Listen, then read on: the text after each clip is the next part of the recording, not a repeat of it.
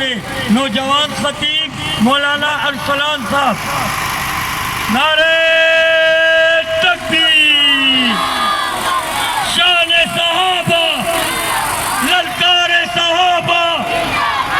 معاویہ کافروں پہ حاویہ، کافروں پہ حاویہ. بھائی علی معاویہ، علی معاویہ، علی معاویہ، گلی گلی نگر نگر. مولانا ارسلان صاحب. السلام علیکم ورحمۃ اللہ.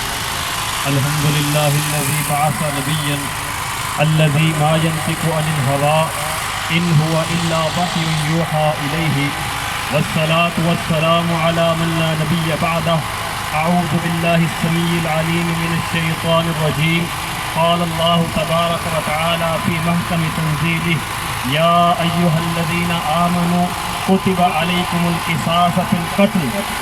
قال رسول اللہ صلی اللہ علیہ وسلم انصر اخاک ظالما او مظلوما.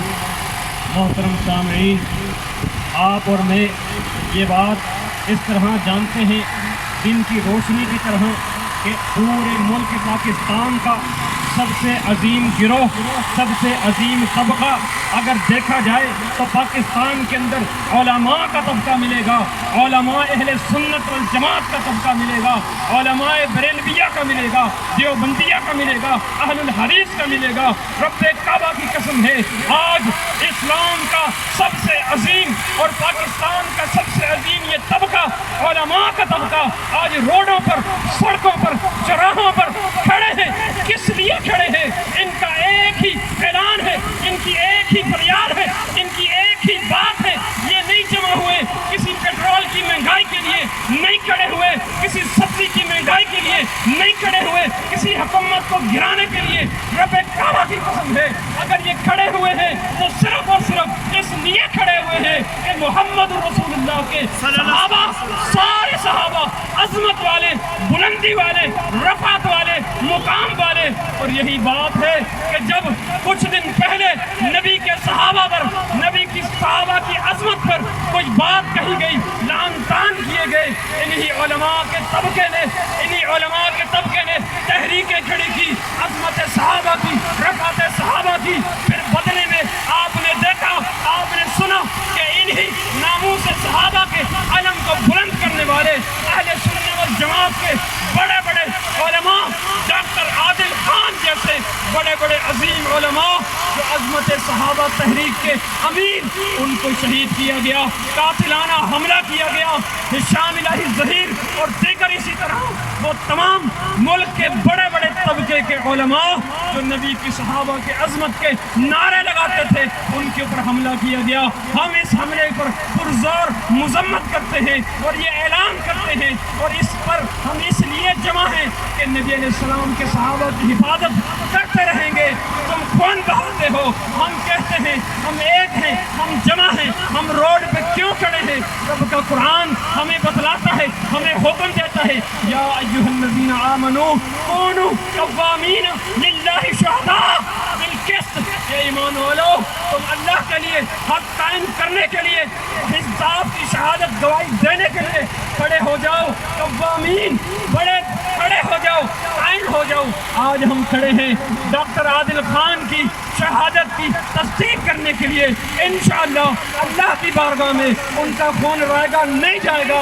اور میں یہ بتا دیتا ہوں، میرے نبی نے فرمایا، انصروا اخاک ظالما او مظلوما، اپنے بھائی کی مدد کرو، ظالم کی بھی کرو، مظلوم کی بھی کرو.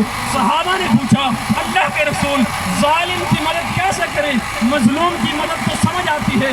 ہم سب کھڑے ہیں ڈاکٹر عادل خان کے قتل کے، ان کی شہادت کے حملے کے لیے، لیکن مظلوم کی مدد کیسے کریں؟ آپ علیہ السلام نے فرمایا اخذ یدہ فوق یدہ، اس کے ہاتھ کو پکڑ لو.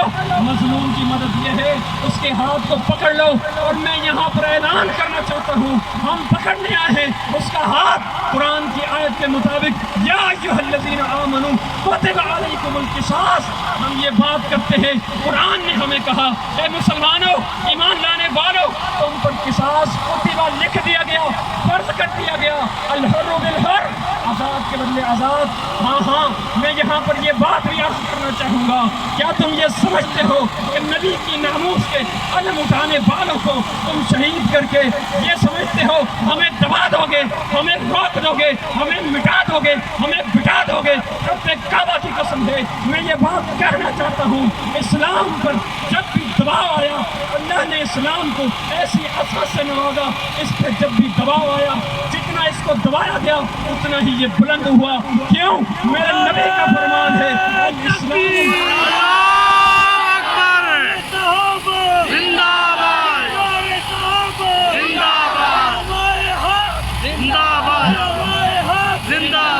یہ سمجھتے ہو کہ ہمیں دبا دو گے، روک دو گے، ہمیں بٹھا دو گے؟ رب کعبہ کی قسم ہے میرے نبی نے یہ بات اعلان کر کے کہہ دی، الاسلام یعلو ولا یعلی علیہ، اسلام تو بلند ہونے کے لیے آیا ہے، اسلام غالب ہونے کے لیے آیا ہے، مغلوب ہونے کے لیے نہیں آیا۔ اور پھر یہاں پر میں کہہ دوں اگر تم یہ سمجھتے ہو کہ اس قتل کے بعد ہم خاموش ہو جائیں گے، ہم بیٹھ جائیں گے، تو پھر یہ بات تم بھول گئے ہو، ہری ہے شاخ تمنا ابھی جلی تو نہیں، وفا کی تیغ سے ہری ہے شاخ تمنا ابھی جلی تو نہیں، دبی ہے آگ جگر کی مگر بجھی تو نہیں، وفا کی تیغ سے گردن وفا شعاروں کی کٹی ہے برسر مقتل مگر جھکی تو نہیں، وما علینا الا اللہ۔